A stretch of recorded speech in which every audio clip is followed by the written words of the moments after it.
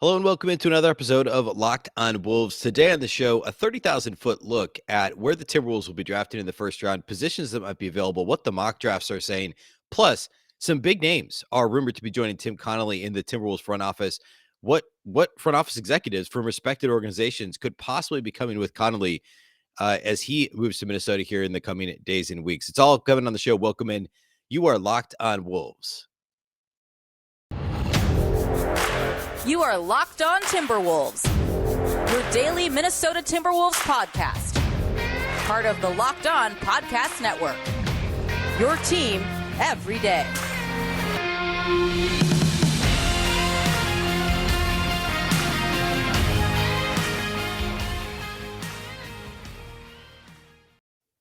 Hello and welcome to the Locked on Wolves podcast, part of the Locked on Podcast Network, your team every day. My name is Ben Beecken. I'm the host of Locked on Wolves. Happy Friday, everybody. Happy weekend.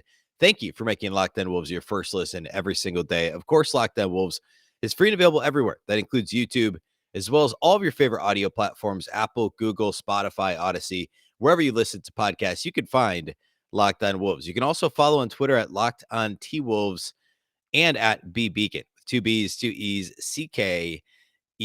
All right, what I want to do today, I want to talk a little bit of draft. Really more than I have to this point. I want to just kind of give a high, I'll call it a 30,000-foot look at big boards and mock drafts around the internet and what folks are saying about what in terms of position, what the Timberwolves could be targeting at number 19, if there's any sort of a common thread there.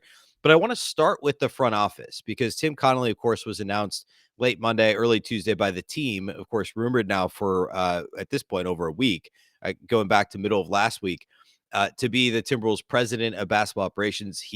They've announced him as such. He has not yet had a press conference, of course, but there are some names being tossed around by some national NBA reporters as in terms of guys who might be joining him in the Timberwolves front office. So I want to start there because there's a couple of intriguing names, really more from a couple of impressive organizations, intriguing organizations as well. I should also note that John Krasinski at The Athletic, who of course does a fantastic job, does have an article out a little bit more behind the process of hiring Tim Connelly, the influence of Mark Lowry and Alex Rodriguez, of course, the incoming incoming ownership group, currently minority owners. They will be the majority owners by the end of 2023 is the plan. But really how they got Glenn Taylor's buy-in, how Glenn Taylor was the one who requested permission from the Nuggets to talk to Tim Connelly. And I think the background behind the process is really fascinating. And John does an outstanding job, as always, of kind of breaking all that down.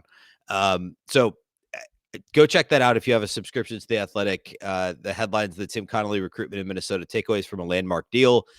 And also, I thought this was interesting. He spent some time talking about Sachin Gupta, who I want to talk about here in a minute as well. The likelihood he stays on, which seems to be pretty high. The fact that him and Connelly have similar personality types, even though they've not worked together, it could be a pretty good pairing. Of course, Connelly's background is in scouting. He was a longtime scout and was the AGM, the assistant GM in New Orleans for several years as well. Whereas Sachin Gupta, of course, the creator of the trade machine, like his background is all analytically or at least it started analytically inclined. Obviously, he's done his fair share of scouting since then, but he's an analytically inclined individual, statistical models, all that stuff. So personality types may be similar. They both have great experience. Connelly obviously has more experience running a front office, but they could get along just perfectly and complement each other very well. And I thought that was interesting. And he touches a little bit on just kind of the changing voice and behind that Lowry and Rodriguez are introducing into the organization. So go check that article out. But national reporters are the ones who currently are out there mentioning potential names to join in the front office. So let's see here. Let's start with Mike Singer, who we talked about last week from the Denver Post.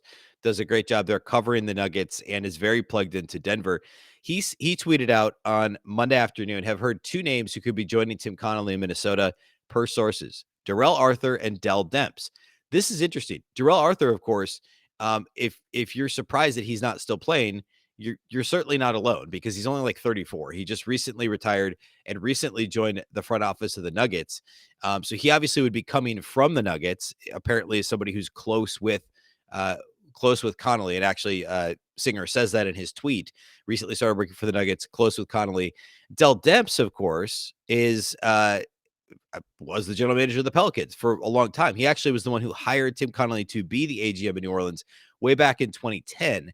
Demps was their GM in New Orleans from 2010 to 2019, and he's currently an assistant coach for the Jazz, joined them in 2020.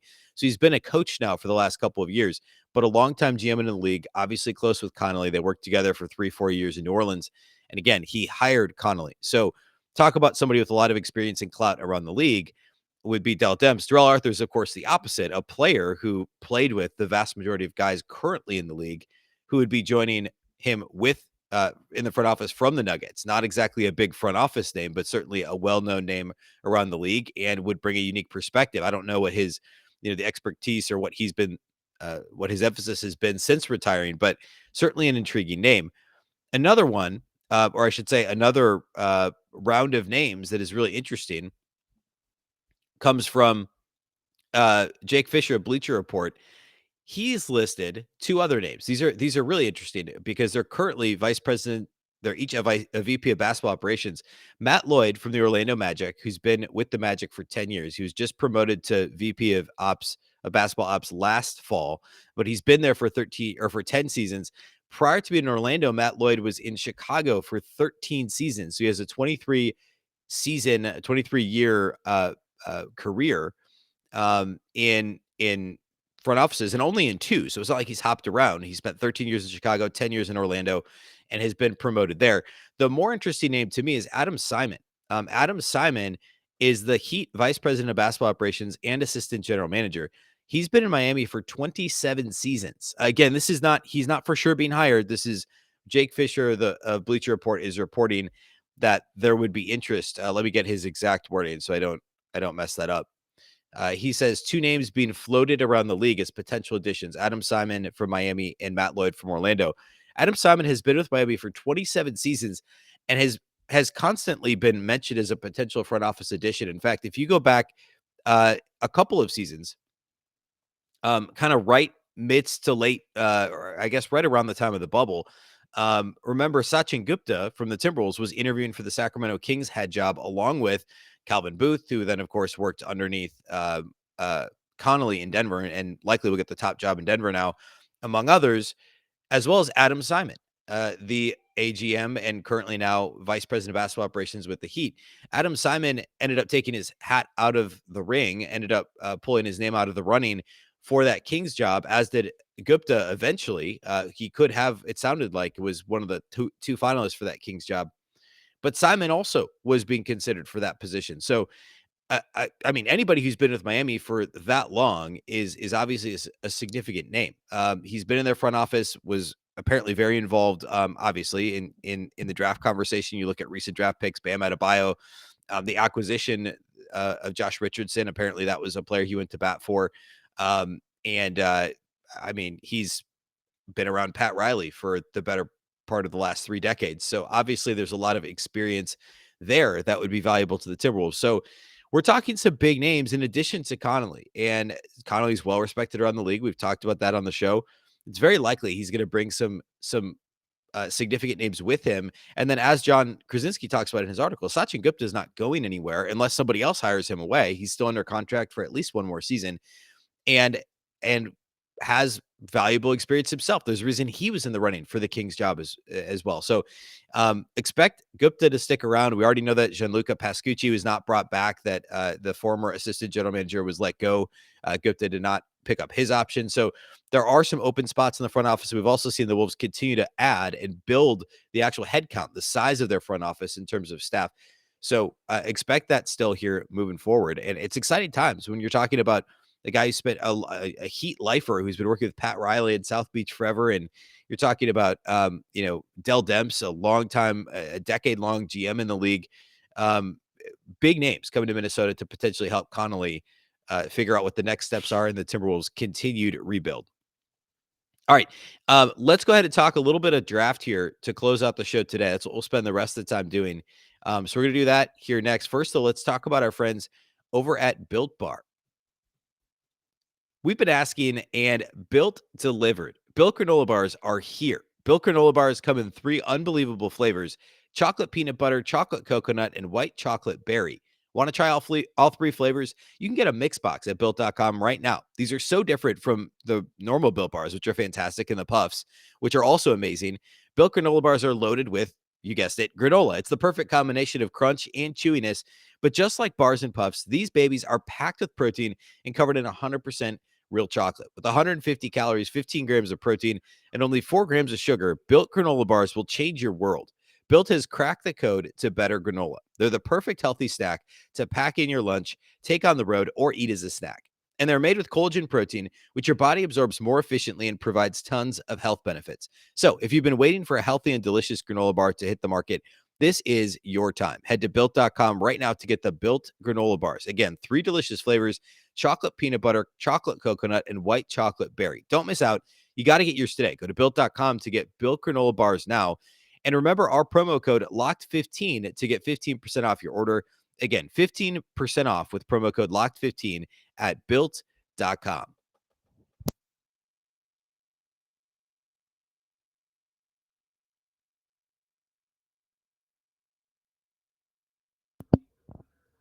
Thanks again for making Locked On Wolves your first listen each and every day. Make sure to go check out the Locked On NBA Big Board. Host Rafael Barlow from NBA Draft Junkies and author of the NBA Big Board newsletters, joined by Richard Stamen, Sam Ferris, and Leif Thulin, giving fans an in-depth look into the NBA draft, mock draft, player rankings, and of course, big boards. It's free and available wherever you get podcasts. And of course, now that we're in draft season, we're going to shift a lot of the conversation here at Locked On Wolves towards the draft. The Wolves did not have a first round pick last year to speak of, due to of course, the D'Angelo Russell trade, which um, looked a certain way a couple years ago, and it's starting to look a different way in terms of long term impacts for both franchises, Golden State and Minnesota.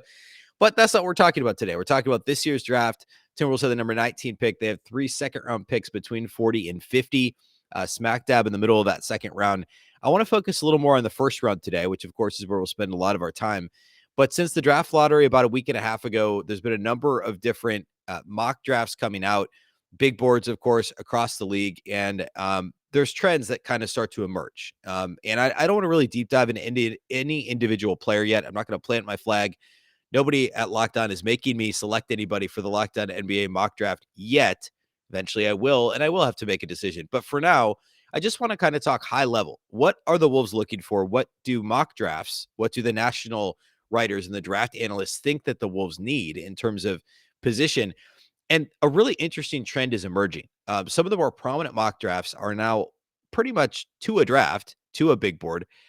Well, I guess in this case, to a draft, to a mock draft, having the Timberwolves take a guard slash wing with their number 19 pick. And the other trend that's emerging is, if you look at any big board, the vast majority of these wings in this draft are extremely young and raw. And especially this part, you look later in mock drafts, you look later on the big board, you're in the teens and 20s. It's a lot of freshmen, right? Which I guess in general it is anyway in the draft, but there's a few more juniors, even sophomores and seniors, less seniors, higher up on big boards, right? You get a little further down, and it's guys like Jaden McDaniels is a good example of somebody who has all the tools. Maybe, he may have been expected to be a lottery pick, but had some rough patches his lone year in college. And so it's wondering if he's sliding down people's draft boards. Maybe if he stays another year, he can improve his stock, but he's still likely a first round pick now. So he's going to enter the draft. There's a lot of names like that right around where the Timberwolves are drafting. If you look at mock drafts and big boards, that are kind of in that boat, right? Where they're a little bit more raw and they're freshmen or they're, younger players that need to develop. And the reason why we're seeing them mock to the Timberwolves more is mostly because of the D'Angelo Russell, quote unquote, rumors. Again, no tangible rumors, but the conversation around D'Lo being moved. And I believe it was John Krasinski that said on a podcast this week that Connelly and the Timberwolves front office would like to move D'Angelo Russell this offseason. I've said that before on the show. I think the perfect world scenario is you find a taker. He does have an expiring max contract, so tricky to match salaries, but also maybe the right time to trade him. So and I've also said that I don't think it'll happen. But even those conversations and the fact the Wolves are highly unlikely, especially with this new savvy front office with Connelly and Gupta, they're very unlikely to extend D'Angelo Russell at anything resembling a max deal moving forward. So you're kind of looking for a successor. At the moment, the Timberwolves are short up in the backcourt because you have D'Lo, you have Patrick Beverley, and you have Jordan McLaughlin. It's a pretty good trio. Obviously, you're going to need to add somebody for depth at some point. Jalen Noel at this point is your fourth point guard, and he did fine when he was pressed into duty. Leandro Balmaro can run some offense. You're okay in the backcourt. However, Patrick Beverley's deal expires after next year. Jordan McLaughlin, his deal expires in 2 years. I believe he's got a partially guaranteed year after this one. And then obviously you've got D'Angelo Russell, who expires after this year. So there's going to be turnover in the backcourt. So from a national perspective, you look at the salary breakdown, and you say, oh, okay, D'Angelo Russell is going to be traded, or these salaries are coming off the books. Of course, the Timberwolves are going to look for a point guard or a wing, somebody who can initiate offense. So that's where this is coming from. Um, me, but if like my thought is the Timberwolves are just as likely to pick a four, right? I mean, Jaden McDaniels is going to play a lot of four. Jared Vanderbilt plays a lot of four, but the Timberwolves are still looking for that perfect kind of heavier minutes fit next to Towns. It wouldn't shock me if the Timberwolves still went with somebody who could play some four next to Towns, or perhaps back up at the five. Remember, Naz Reid still has a year left on his deal, but who knows what that looks like when he hits free agency. So is there a big that makes sense at that pick? Either direction, those are the two spots. And of course, you can never have enough wings in today's NBA, right? Switchable, versatile wings. So as much as all of this makes sense, I mean, you could point at any position and say the Timberwolves aren't set here, other than like strictly a shooting guard, right? With Anthony Edwards, Malik Beasley, Jalen Noel. They don't need like a quote unquote shooting guard or a two guard necessarily, but a wing, somebody who could play 3 and 4, guard multiple positions, or a big who could play 4 and 5, or a point guard. These are all positions that could be filled in the draft. I still would be a little surprised, and I want to mention a couple names here in a minute, if the Wolves took a point guard, because again, unless you trade D'Angelo Russell, you have got 3 guys there. You don't typically take a guy at number 19 and banish him to the G League, or tell him you're a fourth guard, you're not in the rotation. It's not like the Wolves are the defending champs, right? They lost in the first round of the playoffs. So this isn't like a set, you know, rookies play in the NBA. It's not baseball. It's not even football sometimes, where they don't play right away regularly at certain positions. This is the NBA. If you're a first round draft pick, if you're a first round draft pick, mid to upper first round draft pick, you find minutes somehow. You get on the court. And it would be a little bit of a surprise to me if they picked a point guard, unless they were 100% confident that D'Angelo Russell is getting moved this offseason. I think that's the only way you see a guard, like a lead guard, that the Wolves would potentially pick at 19. I just think that there's, in terms of roster balance, it gets a little bit sticky there. Yes, the roster is relatively full already, and it's somewhat balanced. So do you just take best player available? That's also an argument as well. But again, I mean, you're talking, it's the NBA. So rookies play. There's only like, you don't have a roster of 11 positions like you do in the NFL, or more than 11 positions in the NFL total. You're looking at a roster where there's essentially 3 roles, right? There's guards that initiate offense, there's wings, guys who are, and obviously subcategories of switchable defensive minded wings and 3-point shooters and guys who can initiate. Then you got bigs. And you can always use all of them. So I think best player available makes a lot of sense here at 19. Okay, I want to talk about a couple of names that are more frequently being mocked to the Timberwolves here in just a minute. So we're going to do that next year to close the show.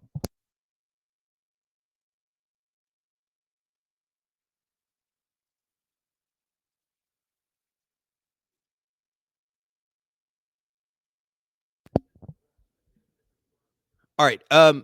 Some names that are likely to be available when the Timberwolves pick around 19.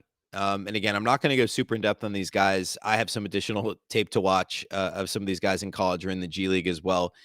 Before I plant my flag, I'm just listing names that have been consistently mocked to the Timberwolves. If you look at kind of the aggregate of mock drafts, respected mock drafts out there that hold some clout. One name that's over at The Ringer, the Ringer's mock draft, has the Timberwolves taking Blake Wesley from Notre Dame. And he's an example of somebody who can be a shoot first guard, but also can play make. So he could play on the ball or off the ball. He'd be a little undersized to play off the ball at 6'3". But he can play off the ball. And according to the Ringer, some of his best skills are a feel for the game, understanding the playmaking side as well as the scoring side. And that type of a player makes a lot of sense. In fact, sounds a little bit like maybe a more slippery version of D'Angelo Russell, a more athletic version of D'Angelo Russell. I mean, D'Lo didn't come into the league as a knockdown shooter. Neither is Blake Wesley.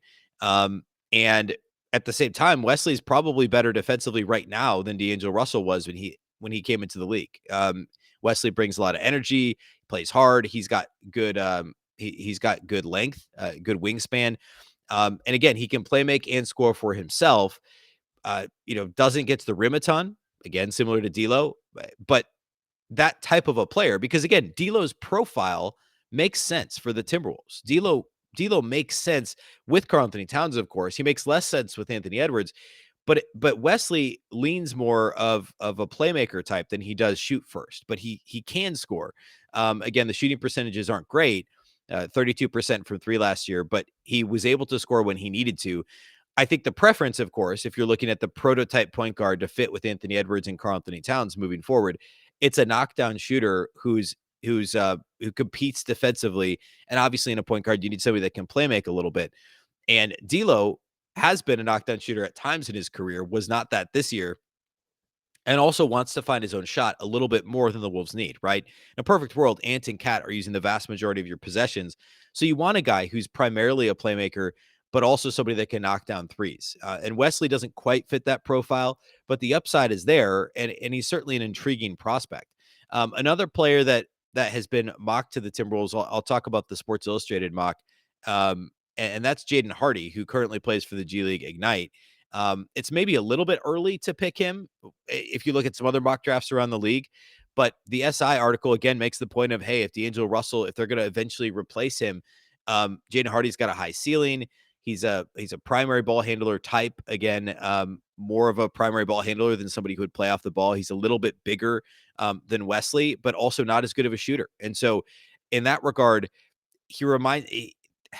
it's really more, again, initiating, finding his own shot. I don't like the fit with him as much as I do Wesley. If Wesley's still there at 19, I mean, you're talking about a guy who can initiate offense, who can get himself a shot, but not a great shooter, not super athletic, and has issues defensively. But again, high ceiling type guy, and we're talking number 19 in the draft. So are the Wolves swinging for the fences at 19, which is a bit of an impossibility because you're picking at 19.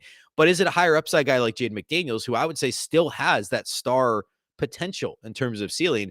And his floor, by the way, Jaden McDaniels' floor was much higher than anyone expected as a rookie because of his defensive ability. A guy like Jaden Hardy, I don't know, has a very high floor, right? I mean, he's a almost 20-year-old coming from the G League, very kind of long and big and great ball handling ability, great handle, but not as athletic as you'd like, not a great shooter, not a great defender.